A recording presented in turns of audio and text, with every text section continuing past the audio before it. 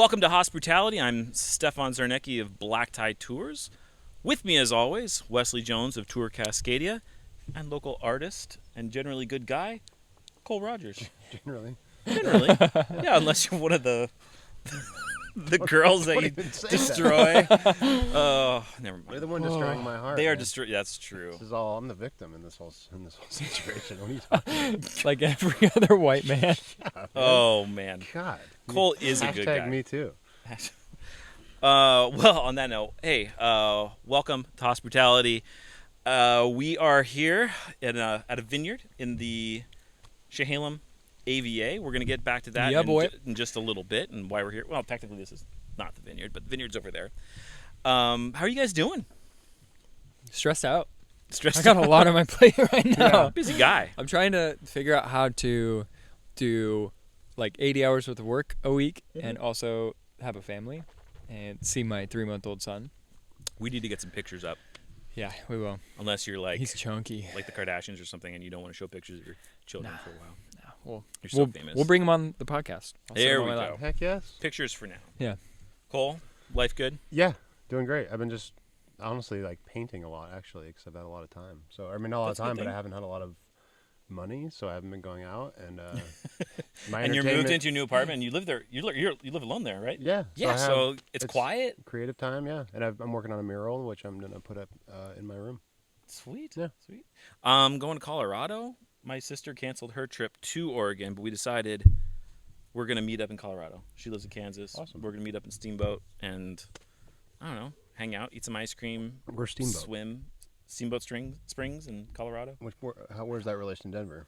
I think it's like west, like a few hours. You're flying in Denver? No, we're driving.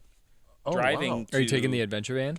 No, I think we're just going to take the Acura. All right. I know. Well, we're going to stay in like Yellowstone West or something. Mm-hmm. So we are going to spend one night on the way out. Yeah. That's awesome, dude. I know. I'm Colorado's excited about that. Unbelievable. So like I said, we are here in the Chehalem AVA at a vineyard at Laurel Hood Vineyard. Yeah. It's right here on Calkins Lane. Yep. And we're here because it's a new project for us. Yeah. Cole, you met Laurel. Got to talking, found out that she was from the area and that we both had wine interest in common, and she needed some help. And so I offered to kind of talk to you guys and see if we could maybe help her with what she needed, and we decided we want to do it. Yeah, she has had basically a hard time keeping this vineyard up. Yeah. Because it was just she and her husband, Mm-hmm. and now it's just her, and it's a lot of work. She and her husband bought this place many years ago from her parents. Her grandfather built this house. Her grandfather built this barn, and basically her husband's health problems, along with her health problems, have basically she's unable to take care of the vineyard and put the money into it that she needs to. So, yeah, we're gonna try and help her out.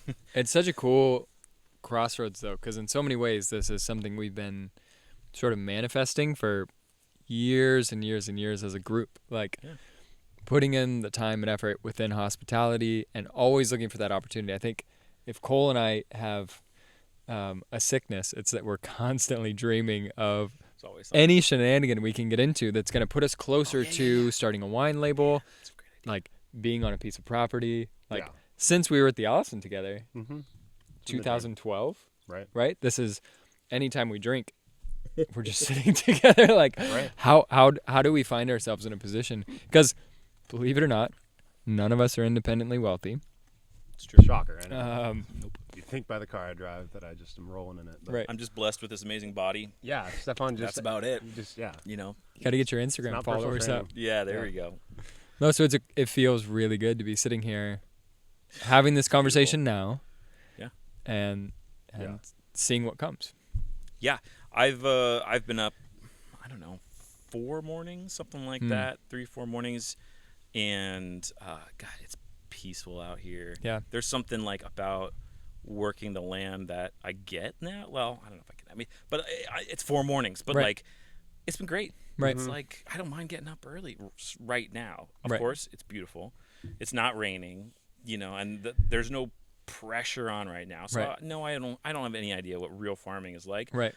But God, coming up, it's quiet. I can put on my Spotify Broadway playlist and sing along as much as I want, and there's nobody very close. I think that's like an Airbnb, so we don't have to worry about that. Yeah. And just hack away at those vines because they need a lot of love. Yeah. There's a lot of weeds to be pulled. There's suckering. There's training, the wire work. I mean, there's a lot of work, and it's grueling. It's right. We're taking this project on the middle of growing season, really at the last third of growing season. I mean, we're probably a couple of weeks away from veraison at this point. Yeah, and so what happened is Laurel, like I said, her situation is that she can't take care of the vineyard. She assumed sort of that she wasn't going to be able to have any fruit this year.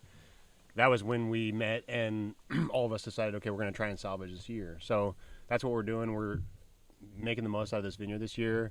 The vines are super behind. The canopy's not nearly where it needs to be, but we think we can get some fruit for her to hopefully make some wine, and also for us.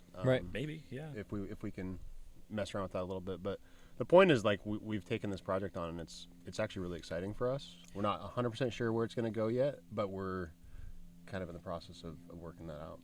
Yeah, it's fun. It's kind of getting the wheels turning. Yeah, exactly. You know, I think there's a certain element of like, why not us to it? You know, like, okay, so it's COVID, and you know, but I'm probably gonna have my least busy fall ever. Like, just touring, we're running at, I don't know, 30% of normal or whatever. So I'm just gonna have a lighter plate. Yeah. So, and I've always wanted to work a harvest. You know, but I never could because fall is a crazy busy time for us. So it's a awesome opportunity to just kind of get in there and do the work and see what it's really like. Yeah. Get your hands dirty a little bit. Yeah. I mean, I say I've learned more, like, being out here by ourselves doing this with no instruction than I would in years of working for somebody else. Like, not that I was doing vineyard work before, but just having to go out and listening to Jackson telling us about how we should pull suckers out or trim the canopy or whatever. It just, when you're in it, you're definitely picking up on things that you never would if you were around it like we have. Yeah, I mean, I tell people in the tasting room all the time, when we closed down at the beginning of COVID, I spent 2 months in the vineyard and in the cellar. If I could make the same kind of money I make as a host, but being in the vineyard, I would be in the vineyard every single day. I mean, there's something really cool about getting at the end of the day, looking back at the work you've accomplished and being like, hey, I did that. Or, hey, all of these barrels, we topped them. Yeah. There's a sense of accomplishment that's not necessarily there after hosting 14 tables over the course of 8 hours, that I really like. Well, and when you're around so many great, it'd be like if you were in, New York in the financial sector or something like that. We're around so many great winemakers, wine people, that you tend to sort of take on this imposter syndrome, even though you know so much and you've been in it so long and you're absolutely ingrained in it. We've all been in it. I'd certainly have this imposter syndrome where even when people tell me to my face, wow, you really taught me something about wine, or that was an amazing educational experience, let's say when I was a tasting room manager, I still would tell myself, well, yeah, maybe like I tricked you into that, or I just never could believe that I belonged in it. Right. And this is sort of helping me understand that that is actually not the case. And I think we all belong here. None of us are Everybody imposters. starts somewhere. Yeah, and in sitting down and talking to winemakers as we have been doing and talking about this project, it's kind of becoming clear, like, we are in it. We're right there. And to take that leap is our choice if we want to do it. But I'm not an imposter in the wine industry, and neither are any of you guys, I'm also really excited to film this whole process. Right. And we'll be sharing it with you along the way. Yeah. I little take my little shirt bits off and pieces. early on. Oh, it's hot.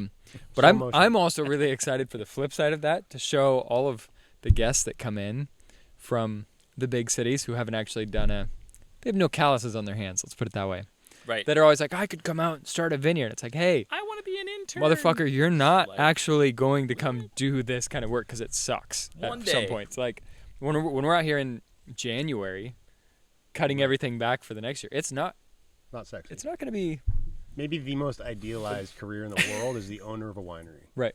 Or the, like, a winemaker or a vineyard manager. People just, they see the end result and it's like, oh, God. But it's farming. It's dirty farming with the end result of a world-class product if you're lucky. Yes. Right. Yeah. Yes. But it's been a really interesting last couple weeks, that's for sure. And we love being up here. Yeah, sunset. We brought the family. We've had out a few sunsets out here and sat and watched it. And Laurel seems like a really cool person to work with. Like, we've already learned a lot from her. Yeah. And sitting down with her and hearing some of the stories about the early days. I mean, like, she sat and worked with everyone. Yeah. She has a story.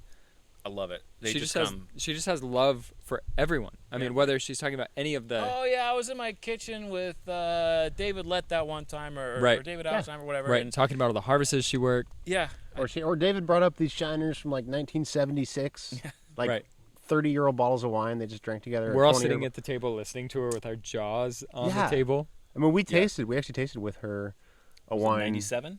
I think that's... Was it 97 that she poured? Yeah. Off of this vineyard site. Off of this vineyard, yeah. It was beautiful. It was amazing. But yeah, Laurel has awesome stories and a wealth of knowledge that, like, none of us can come close to. When she was on boards in and around the wine world for 18 years. Yeah. Like, in so many respects, she is Oregon wine country royalty. Yeah. In that she's one of the pioneers and has sat with and learned from. And it's, even if we don't get anything spectacular moving forward, just the time spent with her is going to be incredibly valuable for our learning perspective, learning the history, getting those firsthand accounts. She's a mentor in a lot of ways for us, I think. That's what it'll become, at least. Yeah. Yeah. Yeah, well, we're going to have more media, more videos. Lots of hopefully updates. I can properly cut in some drone footage and stuff. If Cole can keep from crashing the drone, we should have some more drone footage for you. Yeah. Yep. All right. Better. Well, we will be back in just a few minutes. Welcome back to Hosbrutality. Now is the time of the podcast where we discuss a top five. And today it is our top 5 wineries for educational experiences. Is that a good way to put it? My favorite. So many places to choose from. Yeah, there are. And I love wineries where they pour on the information and something blows my mind. I mean, I've been to a shit ton of wine tastings, and it's not as easy now but I mean, I love going to those places. There are those places where you're just like, God, every time I go, I learn something new. And those are some of my favorite ones. So I'll go first, because I'm the most important. Of course. My top 5. First one, Alexana. They just have an amazing educational program. I believe it is led by Charles, who we've discussed before. I don't need to go on and on about Alexana, but that's one of my favorites. JL Kiff out there in McMinnville AVA, little boutique winery. They schedule a lot of time for our customers. They're like, hey, can we get them for 2.5 hours? Like, is that cool? Because they are all about going deep and like going in and doing barrel tastings and sometimes tasting some older vintages and like and going through all that process. Like, and our guests come out of there just like minds blown, just loving it. Beaufrere does a very nice job. Particularly with their tour and tasting, you get a real immersion. That's like a good 2 hours. The regular tasting is good, and you get good information, but it's like an hour. It's a little more standard to what's around the valley. But if you're like, hey, we really want something informational, we want the big. They take you up to the vineyard, and they talk about all the the history of the vineyard and rootstock and clones and everything, and it's a great experience. They have an amazing hospitality program over there, and they do a great job. Well, and if Papa Mike's in the tasting room at all, yes, you can get him to tangent for an hour. Yeah, it's the best. He is the most fascinating guy, honestly. I've learned more about Ford Motor Company from him than anyone else. I said educational. It doesn't have to be wine education. Mike's got a lot of knowledge in that head. He really does. Let's see. Chenin, which we are drinking tonight. Chenin Pinot Noir, 2017 Yates Conwell Vineyard. One of my favorite vineyards in the valley. Patrick at Chenin is unreal in terms of the amount of knowledge he will spew out at you as you taste through so many wines too. They can do a huge flight of like 12 wines if you want.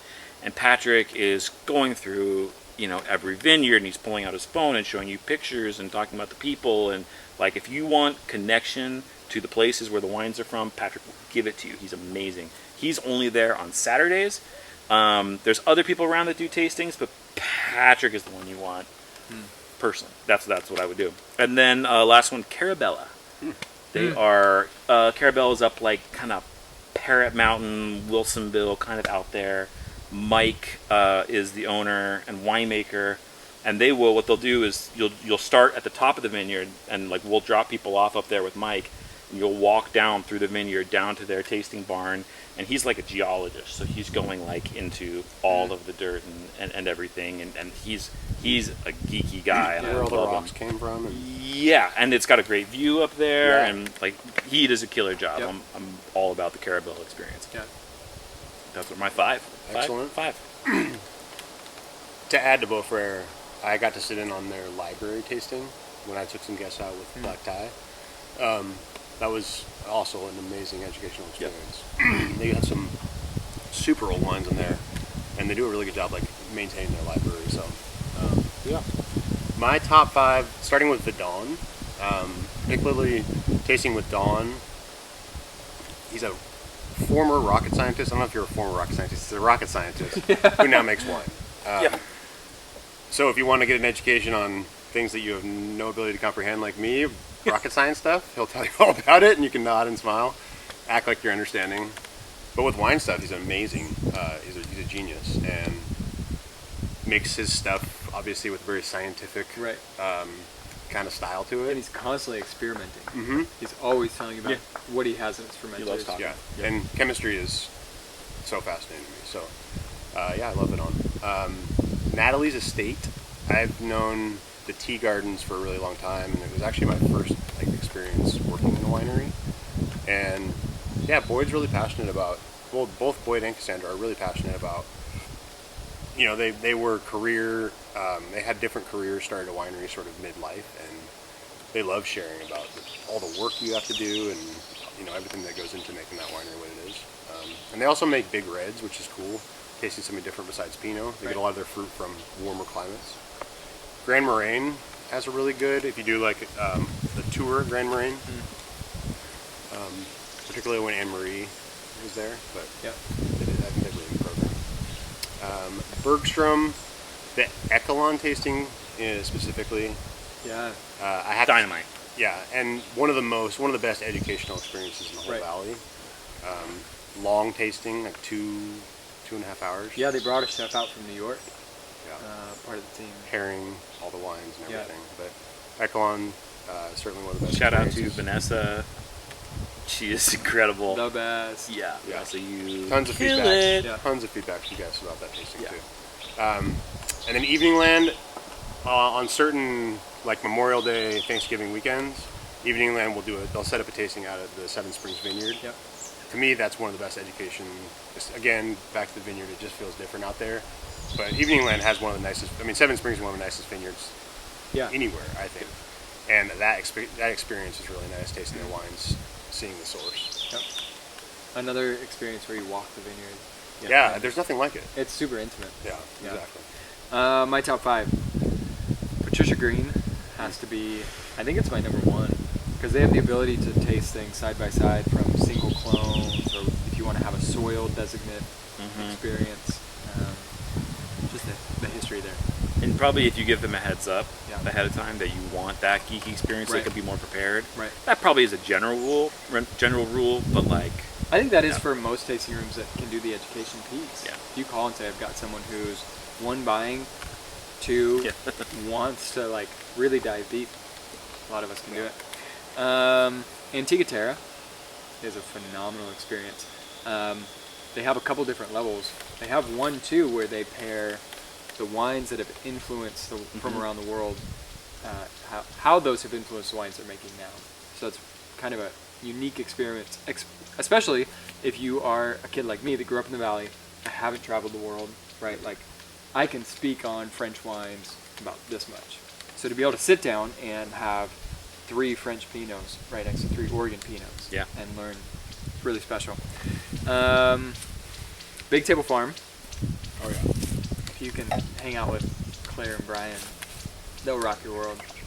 You will learn things. Yeah, huge fan. All about farming and wine. Yeah. It's amazing, actually. Yeah. The tour is so cool. Well, and you get to go see your draft horses. And If you're at the farm. if you're at the farm. Yeah. You're having charcuterie that came from last year's pigs that you just met on the walk up. Yeah. It Claire's really is brutal. awesome. She's like, hey, do you want to see the pictures of us butchering last year's pig? Yeah. Also, That's farming. Here's That's- some charcuterie. She loves to give it to you like raw. Yeah. Because it's awesome. She's Right. being real. Connected to your food. She's like, this is the land. We killed that pig. You want to eat it? You know, it's Yeah. very There's a straightforward. connection. It's awesome. Yeah. Yeah. Lingua franca has to be in, I think, everyone's top 5. Just, one, the presentation is incredible. Yeah. Wines are lovely. I have my list here. Dusky Goose. Specialty you can taste with Pamela. The rest of the crew is phenomenal. Pamela is, probably in her late 60s. I'm not going to guess. Like I'm especially not on camera. 40s. She's She's claimed, feisty. she claimed me as one of her Valley boyfriends. Oh, so, Lord. Whatever, get in line. But that's another tasting that's stunning. Sounds like you can Education. learn I all agree. kinds of Actually, things from I Pamela. completely agree with that, though. Yeah. She'll show you things that'll blow your mind.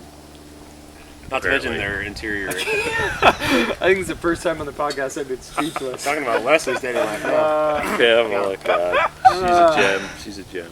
Yeah, exactly. Love it, Exactly. Yeah. But, Yeah. yeah, top 5s. Good. That's going to do it for this segment. We will be back in just a moment. Welcome back to Hosbrutality.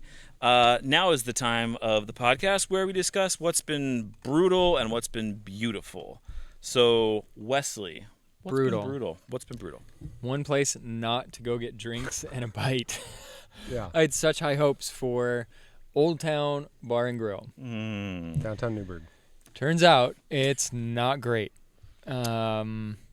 Looks good from the outside. It's beautiful on the outside. And on the inside, I think it's kind of nice. I mean, right? I haven't been in there. It but has a nice, like, rustic, Yeah. old towny vibe to like it. this table. Yeah. But gosh, the amount of money they put into that place and into open. I mean, one, poor timing on opening, right Yeah. before COVID. But then True. reopening, their food program is atrocious. And I say this with love and atrocious hopes that pre-COVID. that the train rights itself. But deep frying food is not a difficult task.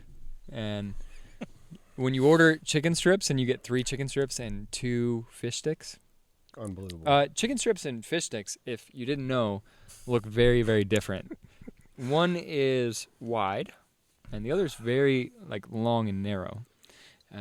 It's not Cole, fish, you it's know- not, you it's know not something about handmade that. fish and chips. Right. I know all about long and narrow, yeah. For sure. I mean, the wait time is awful. The food, so bad. That's sad. And then you're spending regular price on cocktails that are decent at best. Yeah. So highly, highly disappointing. Yeah.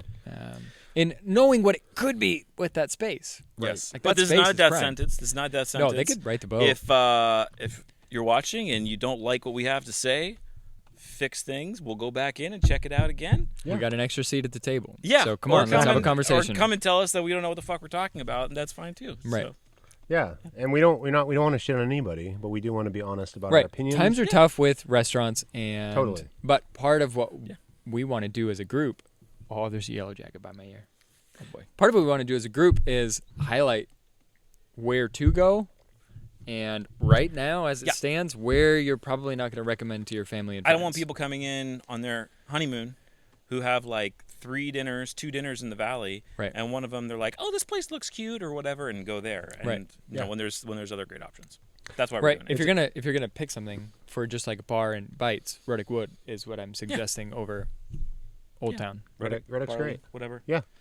All right. It's a tough place to open a restaurant, definitely. Coleman, what else is brutal? Brutal also, the travel bans that have happened because of COVID have left us here with a huge lack of help for harvest. So the harvest interns that usually travel internationally to come here and help us, we're not going to have them this year, and that's going to be not only a huge miss on labor, skilled labor, people that are highly trained in a lot of things that you take years to know a lot about, but also the knowledge, like just what somebody that comes from, say, Australia brings to your facility and the knowledge that they can impart, right. and just the energy in the tasting, the energy in the cellar. Right. That international addition to harvest is a huge part of the culture here in the wine country, and just the way we get things done. And so people are scrambling. We don't know what we're going to do. Yeah. Well, I mean, when you get your fruit in, you process it that day. Like most small wineries don't have a giant refrigeration space they can put 20 tons of fruit while their friends and family come and hand sort fruit. The other thing that goes with that is having that high skill labor. Everyone speaks the same language. Even if English is your third language, like you can still communicate about fermenters. You know how to coil a hose. You know how to stay out of the way of a forklift. Yeah. You know. Yeah. There's a ton of super expensive things in wineries.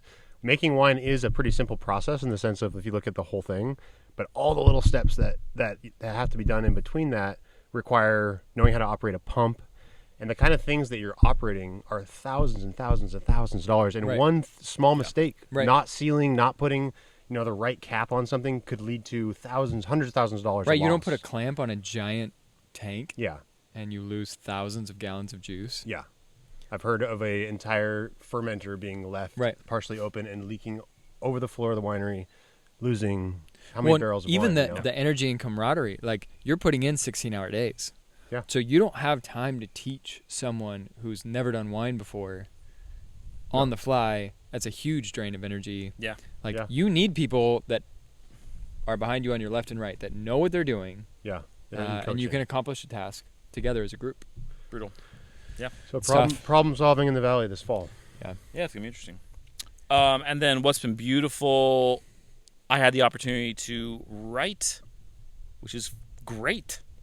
Creative writing. You're a published author? I am, with Oregon Wine Press. So Hillary asked me to write a piece as a fellow Broadway fan, write a piece pairing wines with Broadway musicals. Are you allowed to give us a sneak peek of some that you've combined? Oh, man. Can I pull it up quickly? Yeah. I probably can. By the way, look, I have it right here. Stefan's the guy that comes to work in the vineyard and is singing musicals. Some ridiculous and as his next door neighbor, song or something. He's got a great voice. You can hear it? I hear him in the yard. You can hear it in the yard. I do sing a little bit out there. Yeah. Oh, in the pool I was singing in the too. Pool? I was in the pool. Hamilton. That was the first one. Listening to Hamilton is a bit of a roller coaster. You get a bit of everything in terms of musical styles, from rap, My Shot and Cabinet Battles, to old-timey showstoppers, Room Where It Happened, to heart-wrenching ballads, Burn. I'd pair a young Pinot Noir from an up-and-coming producer, something that can open up over the almost 3-hour runtime and go through all the lovely changes that can happen as it develops in your glass. A 2018 Purple Hands Latchkey Vineyard Pinot Noir would do the trick. So there you go. There's a little teaser. That's beautiful. Yeah. I think it'll probably be out by the time this podcast. Pick up the Oregon Wine Press. Yeah. Oregon Wine Press. It's a good little publication. They even get boners like me to write for them from time to time. So Hillary writes the articulate articles, and then they bring you in to do that. Yeah. Oh God. Just for the comparative. The hack piece. To make her look good. Right. Exactly. Yeah. All right. And the last portion for tonight, we're losing light. Story time with Cole. Yes, this is a good story. So, I'm trying to remember the exact year, but this is right after I graduated college. So somewhere around 2011 or something like that. I had Stefan introduced me to the owners of Coeur de Terre Winery. Okay. He had met him at a concert and had gotten to know him a little bit. That is true. Ryan Adams. Ryan Adams concert, yeah. So I accept the interview and a sleep in for the interview. So I'm going to be like 15, 20 minutes late. So I text the owner of Coeur de Terre, the guy that was going to be interviewing me, Scott, and I said, "Hey, man," I think I said I got pulled over. Anyways, so he texts me and says, "Oh, why don't you just come in another day," or something like that. So I said, "Okay, we arranged a date." So long story short, I go in for the interview, killed it. And in my mind, I'm thinking, dude, I just nailed this interview. This guy's is so impressed with me, answered all those questions perfectly, right?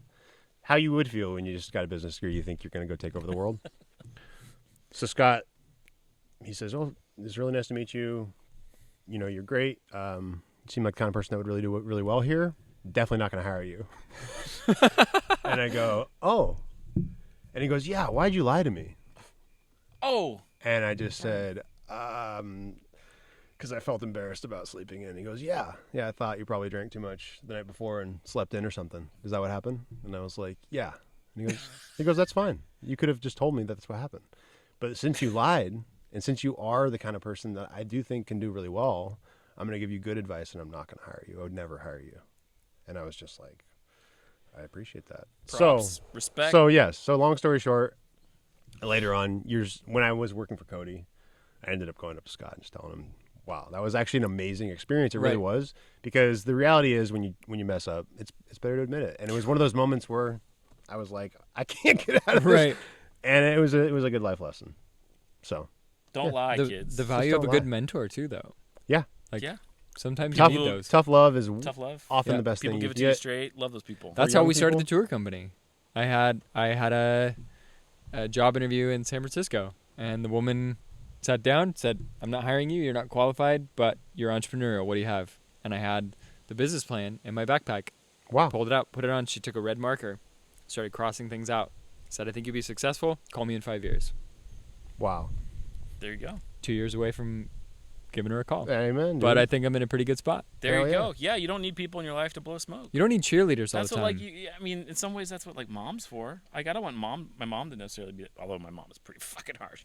I love her. Jesus. I know. But I mean, there's people that are those people for you. The comfort, Right. But God, you got to have people who are gonna be straight with you. Right. So thank you, Scott. That's what I actually really appreciate it. That's what we'll be for you. Uh-huh. We're going to be harsh. We're going to be straight. We're going to give it to you just the way you need it. There you go, quarter tear. Thank you to Scott. All right, well, that does it for this episode of Hospitality. Please like our episodes, subscribe to the channel, share to all your friends and family, and say how awesome we are and support us. Or don't if you think we suck. Yeah, the hate is great PR also. So. There you go. It's just fuel for Bring it on. fire. Yeah. So. Let's go. All right, we'll see you next time. Thank you. Peace.